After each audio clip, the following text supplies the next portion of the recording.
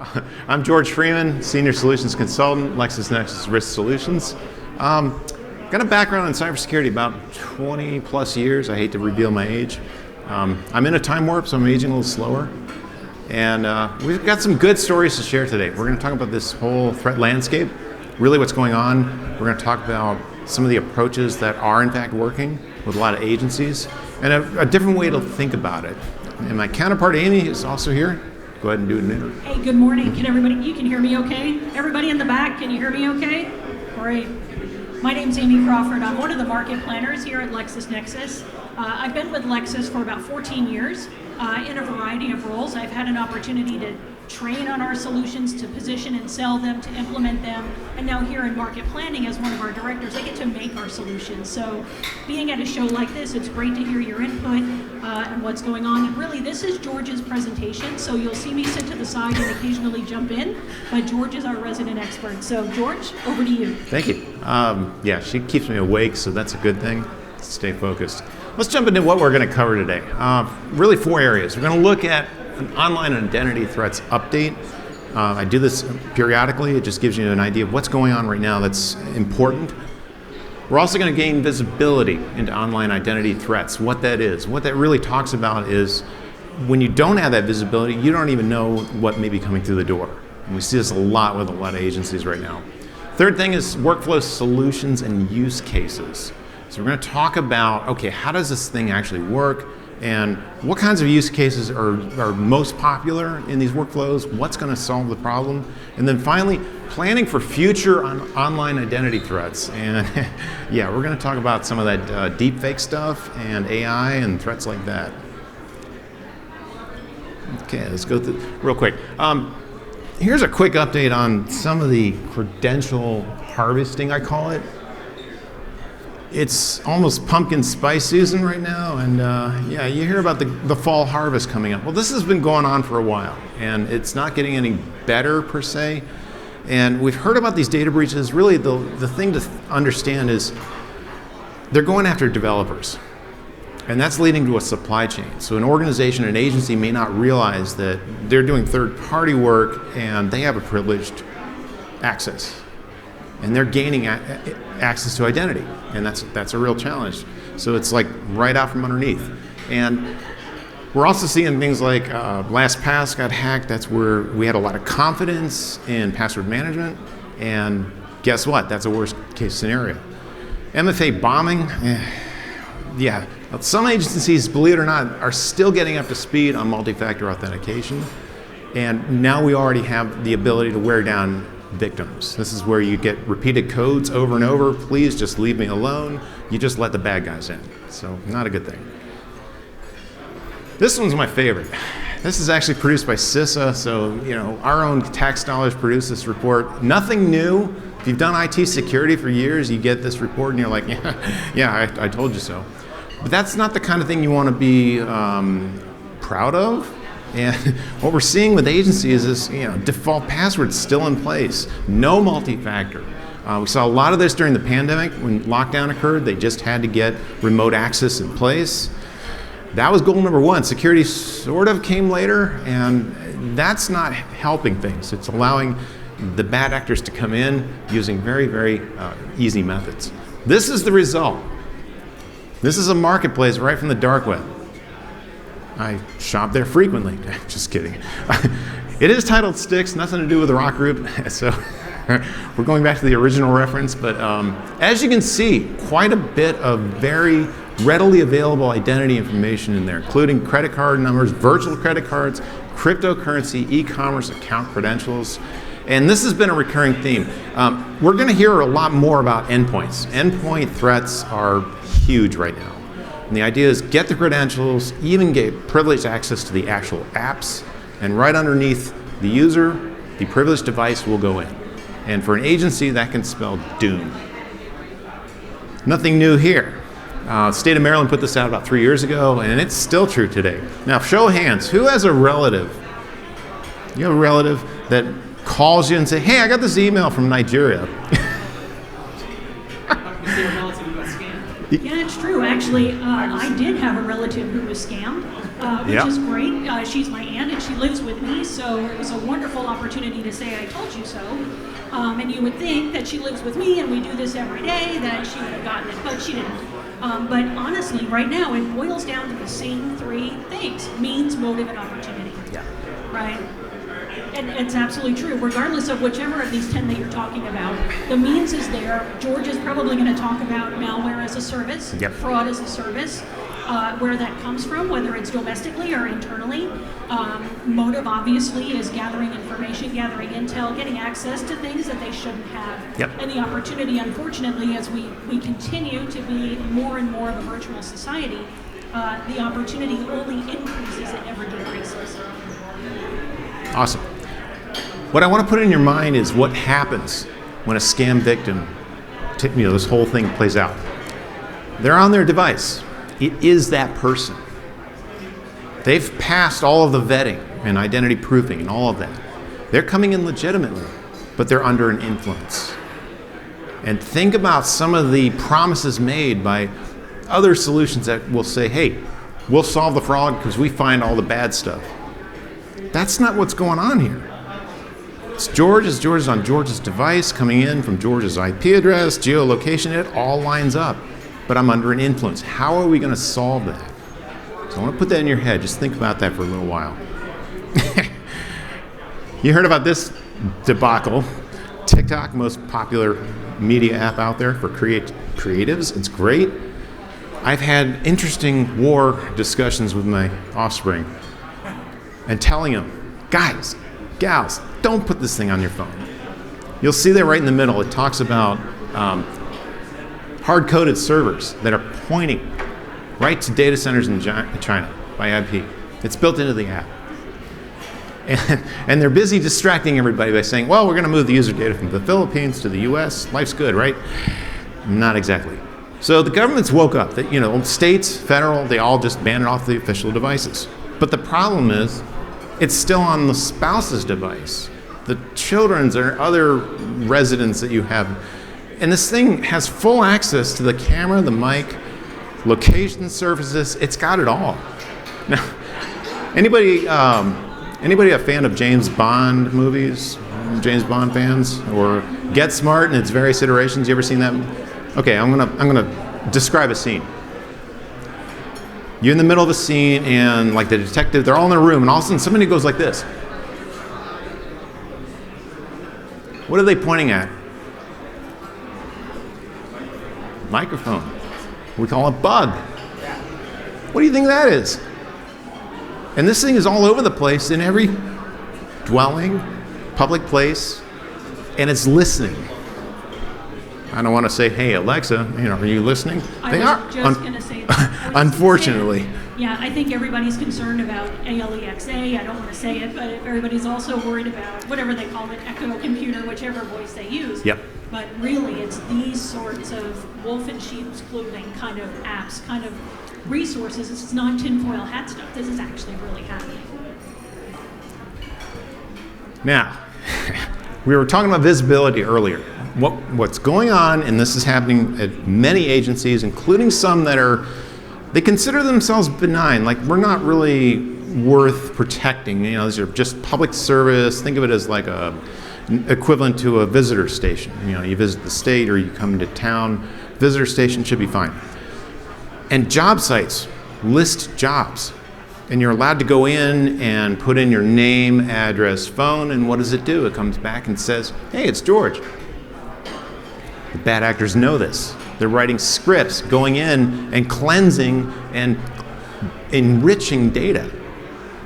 And it increases the value of the PII, the personally identifiable information they've already stolen. And that's a real issue because not only are they harvesting it here, but they can then turn it around and use it at other agencies. The ones that have, the pot of honey or the pot of gold or money or whatever they've got. So that's the real issue. Right, it could be anything, a pot of intel, yeah. A pot of benefits. Yep. They love benefits a lot. So what we're going to do is we're going to boil this down. These are going to be the use cases we're talking about. New account or login, we're going to see examples of that in a second. The challenge, though, is what's coming through the front door. Is this thing a bot, something on the dark web, synthetic identity, or is it a legitimate citizen? We need that visibility to figure out who's legit and weed out the noise. Okay, so let's gain some visibility. Let's look at that. What we need to do is define what digital identity assurance is. A great way to think about it is, okay, this device claims that it's George. A, is it George? Okay, that's one check we can do. Second one is George under some kind of influence? That's another check. And the third thing, more importantly, is George's session being shadowed, eavesdropped, replayed? All of those play a role here.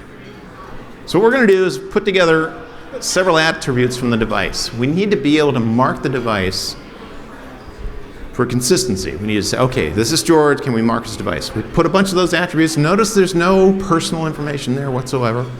And that way we can fingerprint it. The second thing we're going to do, the digital identity, will be made up of additional attributes. Now, the agency decides what they want to send and look up, name, email, phone, something like that. Okay, so we're going to bring the two together to identify the device, see if we've seen it before. That's going to help with something called velocity. We're going to see an example of that. And then we're going to figure out, is this really George? Well, and George, as fraudsters or those that are trying to game a certain system, as they continue to evolve, as their technology continues to improve, I think it's really important for us as government agencies to understand what comprises an identity and how does that need to change in understanding what comprises an identity to try to combat what these fraudsters are doing. I mean, it's a continual game of cat and mouse. Yep. Thank you. In fact, agencies like standards, and standards are great. They serve a purpose. We got to meet those standards. My favorite one is IAL2, which is really just doing identity proofing in 2 forms of authentication. That's good.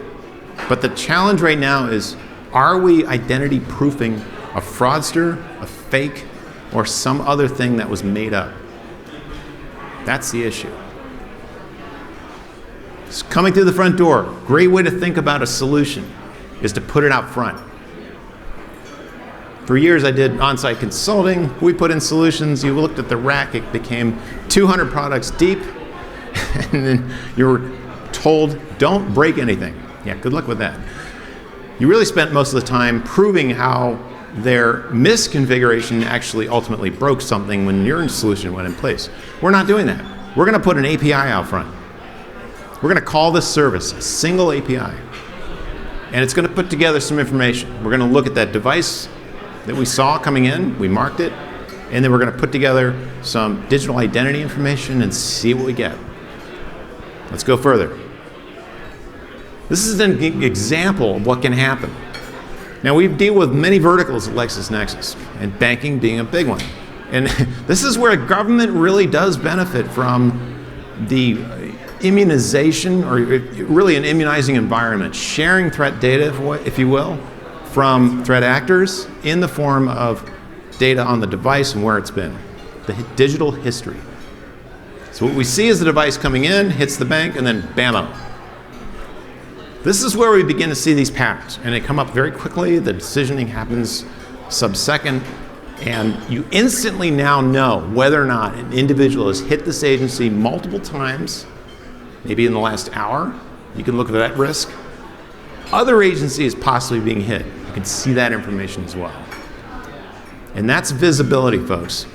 That's a great way to think about, wow, we can't see that now. This is shared intelligence, if you will.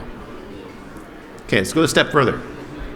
The digital stuff is those red balls on the left. That gives you an idea of the number of devices, the number of email addresses, phone numbers, and so forth that we've seen in the digital world. Now, this is very useful when you get into some of the restrictions, things like under 18. Sometimes that's a hard thing to determine. And it turns out the under 18 have a very rich digital history because they're using devices all over the place. That's very good information to have. However, when somebody comes in as a citizen, they want to apply for a license, or they want to apply for a benefit, or pay their taxes, whatnot, we still have to do identity proofing through authoritative data. Amy, over to you. What do we do for them? Okay.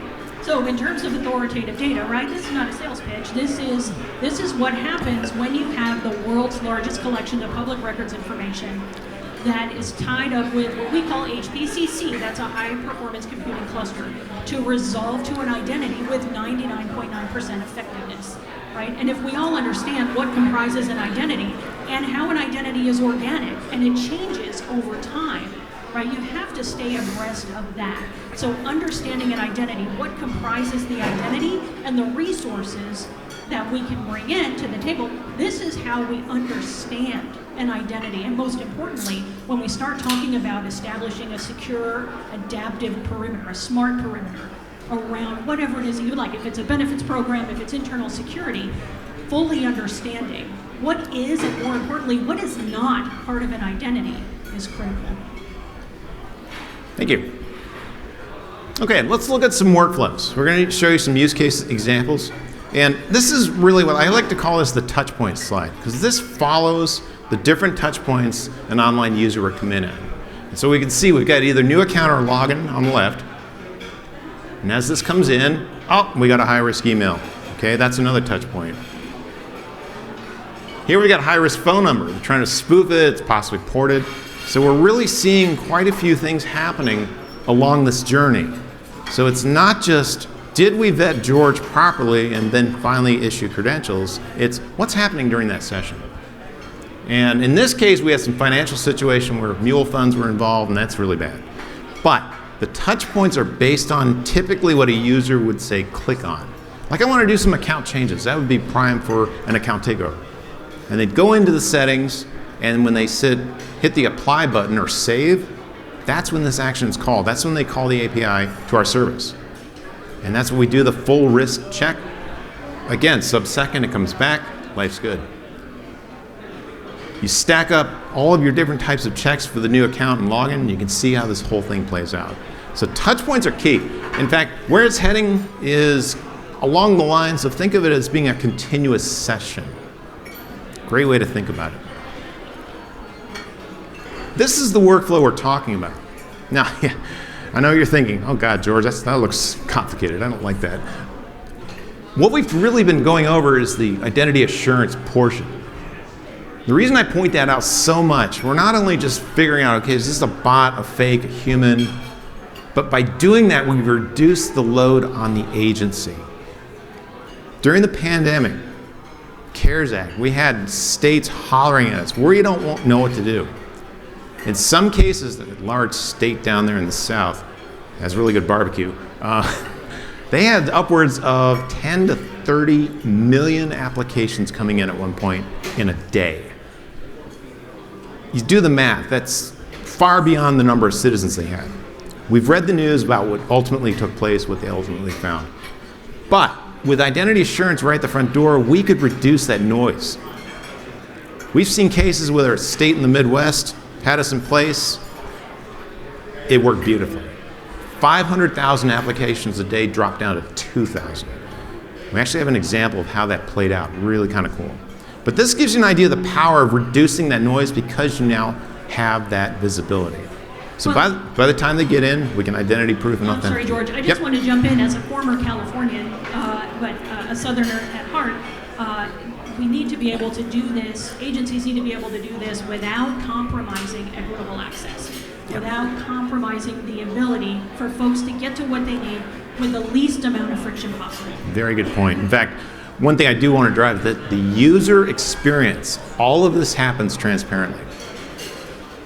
And that's really nice because now we're suddenly in the 21st century. We've shifted away from forcing friction on every single user and punishing the good users and not always letting them in, Social Security Administration. And what ends up happening is we've weeded out that noise.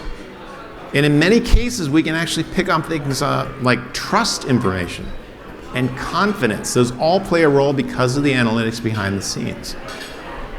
And that's huge. That's a huge breakthrough because like the state of California, user experience is a very high initiative. It's a very high value. Okay, we'll come back to this. There's our example. So this really tells the picture of what happened in this particular state. And it was only about maybe 7 days into it, some of the threats that were coming through the front door suddenly shifted. Now this is where, if you do have a solution, a nice one-trick pony, you may end up playing whack-a-mole. You're trying to get this thing solved, and all of a sudden it changed, now you gotta change it, go back. This is an adjustment on a policy, and this can be done by the consulting team, the customer can do this, or we can involve smart learning. It will actually help us suggest changes. George, can you read the legend on the bottom left so that folks can see what's going on? Okay, the blue stuff is passing, the red stuff is not passing, and then this thin line is the % stopped. So these tunes and adjustments, as you can see, the fraud they were after is stopped. One thing I want to point out, every agency, every organization is just a little bit different. So trying to put that square peg in a round hole every time, not going to pay off. So that's how these adjustments play a role. We also have a team called the Special Investigations Unit.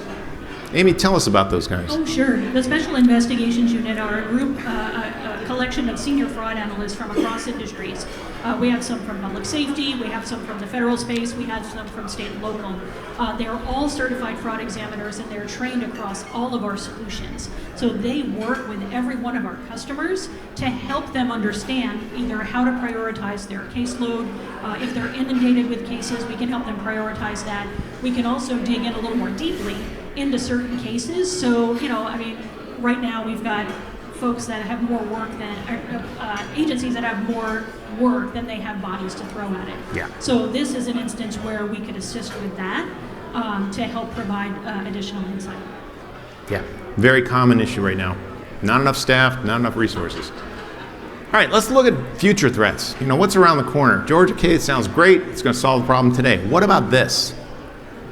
First things first, 0 days. Anybody ever heard of this term?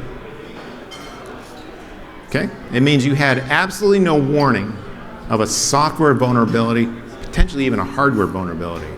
It's already in the wild being actively exploited. Apple's now had 11 of them just this year. The good news is these vendors have stepped up, they're patching much faster, but it's created this window of opportunity to get on the device. That's what I'd mentioned before. The device is key, because once they get privileged access, they can be George on George's privileged device that's been previously vetted. And that's the worst case. Deepfakes, let's talk about that. We've got two forms of that technology. One is video, which can now simulate George. If you go to YouTube, look up deepfake on Tom Cruise, you'll find the video. Now that's a proof of concept. It took some time. There's a lot of compute power required, and it's not exactly practical yet. There are technology companies as we speak that are unveiling tools, commercial tools that'll do this real time. Now think about some of your authentication requirements. And you'll see these video interviews, that's very common right now. And yes, a deepfake threat is looming. Now, voice cloning as a service, we call it VCAS. That's real, that's happening as we speak. The danger with VCAS is not so much that it will be used to authenticate a legitimate user, but it can be used to influence a user who has privileged access. Think about the scenario. Mom gets a call from the daughter. It sounds exactly like the daughter. Mom, I'm in trouble, I need money. Here's the wiring information. Please send it. You can ask my aunt about that if you like. But George is exactly right. The combination of deepfake technologies with fraudulent documentation, when we start talking about IAL2 standards and trying to adhere to doc auth and a liveness check, the combination of fraudulent documents or the inability to detect fraudulent documents along with deepfake technology can get past, say, a trusted referee program or even a liveness check with a selfie. I remember I said it's all a matter of a cat and mouse game. Right now, when it comes to deepfake technology with liveness checks or selfies, every solution in the industry, doesn't matter who it is, this is one that we're actively trying to fight because this one's an uphill battle. Yeah. And great point. In fact, the way you solve this is not by getting into that data stream to figure out is this legit video or not. That's going to be challenging. But you can look at the heuristics, the metadata surrounding the session. Thing to think about, if I'm a perpetrator and I've stolen somebody's identity, I'm going to do some deepfake video, real time. Do you think I'm going to reveal anything about my source, where I'm coming from? This is a very common tactic, because if you do, sorry, rookie, you've been exposed. I mean, a basic mistake was revealing their true source IP address. So what they're going to do is bury themselves down multiple layers. Think VPN, think encapsulation, multiple levels of encryption, Tor network. That's something we can pick up on. That's where the visibility really plays a huge role. So it's not like we got to worry too much about decrypting something that's really complicated. We're going to look at the metadata and say, okay, something's wrong here. Generative AI, we do have Warren GPT out there. It's helping write some pretty convincing phishing emails. Back to my voice cloning as a service example. Same thing. The recipient's going to get a pretty convincing email and will take action on it from their privileged device into a privileged access situation, typically using an app that was previously vetted. So things to think about. How can we solve that? Let's go forward. Introducing behavioral biometrics. Now, LexisNexis has had this technology for several years. Probably haven't heard, last year we acquired BehavioSec. And we're doing two things with it, but to understand it, we really need to take a step back. We hear a lot about biometrics. Okay, that's identity proofing. It's George. We got a retina scan, we got a fingerprint, face ID recognition. Life's good, right? Is it? It's just identity proofing. What we're doing with behavioral biometrics is looking at the data from the device to see whether or not the way it's being held, the swipes, the taps. In the case of a keyboard, we're looking at the timings, what we call the flight and the dwell time of how the keys are being pressed. This is an amazing world of data that we can actually write rules and have rules produced for. And that's actively where we're putting most of our effort into our advanced modeling. And George, if I could just reiterate, when we spoke about what comprises an identity, now it's your habits, your behaviors, your emotions. That's all a part of your identity now. The good news is when somebody's being scammed, their footprint in behavioral biometrics is distinctively different, very detectable. There's not much the scammers can do about that. And that's a huge differentiator. That's something we can look at in the workflow. So let's see how it works. Okay, this would be a normal login. User initiates the journey. Now watch what happens here. Okay, the typing speed is very consistent. Road memory, okay, the person knows their own email address. They use the mouse. They click inside the next field. Okay, here comes the password. Mouse remains on screen. These are all detectable elements. Again, typing speed, look how fluid that is. Rote memory, we're actually seeing a pattern. In fact, with BehavioSec, we can have a profile trained based on that. What that means is, when we see 5 or 10 of these, we've got good data now. And we can see deviations after that. That exposes the account takeover threat. Now let's look at what a bad actor would do. Okay, they initiate same journey. Oh, whoa, what's all tab? Off page, going to another application that might be open. Oh, there's the spreadsheet. So there's the dark web purchase data. It happens. Now they're doing a wipe and a copy using Control-C. Very, very detectable stuff. This is visibility that is a huge differentiator. We call this stuff low-hanging fruit. This is some of the earliest use of behavioral biometrics, and the fraud capture is incredible.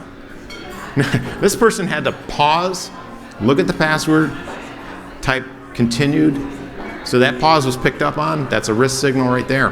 Now, the agency or the organization that's working on this policy will decide how much negative risk to assign to that, because we're going to look at a lot of this and total it up. Okay, so let's look at this now. Customer, here's an agency, they got this citizen coming in. This is really the normal behavior. This is the timing of the different aspects of login, secondary login, account overview, beneficiary creation. Okay, so they're in a retirement portal. And notice the payment. The fraudster, back up there, very different. I mean, dramatically different.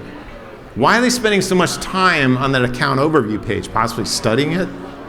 Script might be running and waiting for command and control input. So when it's non-human, put it this way, it's, in this case, very exposable. We could pick up on those risk signals. And then down here, we had a beneficiary creation and a payment script. I mean, it was inhumanly fast. There's no way a human did that one. Now, that can be used in one of two ways. An agency could just say, okay, stop, flag that one, review it later. In some cases, though, it's a very simple workflow, they'll just say reject. And the portal then decides where the user goes. So this is all behind the scenes, all transparent to the user, so life's good. Okay, got a little challenge though. When we talk about government IDs, we've got things like, last name Johnson being the same person times how many duplicate records, or maybe they've mistyped the name and so forth. Amy, do you have some information on that? About which part? About Master person index. Oh, I knew you were going to hit me with that. Master person index is not a solution that is in my stack. So I apologize. No worries, no worries. I just want to make sure that you're aware of time. We're good, we're good. The idea is real-world, real-time updates. What we're going to do is merge. So once we've vetted George coming in, we can see whether or not there's a George Senior, George Junior, clean that up. Maybe the address is out of date, things like that. And the way that's going to interface, snapshot's not enough. In this case, we saw that Joan, Jane, and Joan M. and Joan's sibling all played a role in the confusion. The data is unfortunately somewhat dirty, and what we're seeing is we can solve this on the backside. And this is the way it works. Your data is simply aligned with referential data. That's the identity proofing that we talked about with LexID. Those two can come together, and it helps agencies clean up the back end. Now, is this a priority right now? It's up to the agency. We understand the war is still being fought and resources are limited, but this is here. This is an emerging area that we're getting a lot of interest in. And this will be how it plays out. Here we got different benefit groups, Medicaid, SNAP, housing, going out to the linking of the referential data. Boom, complete picture, now it's all cleaned up. Problem solved. So again, this is really more about down the road, how we've solved it. What I want to leave you with today is that the threat landscape is very, very challenging, and visibility is key. And the fact that we can now see things like behavioral biometrics play a huge role in risk decisioning. Stay vigilant. Are there any questions for us?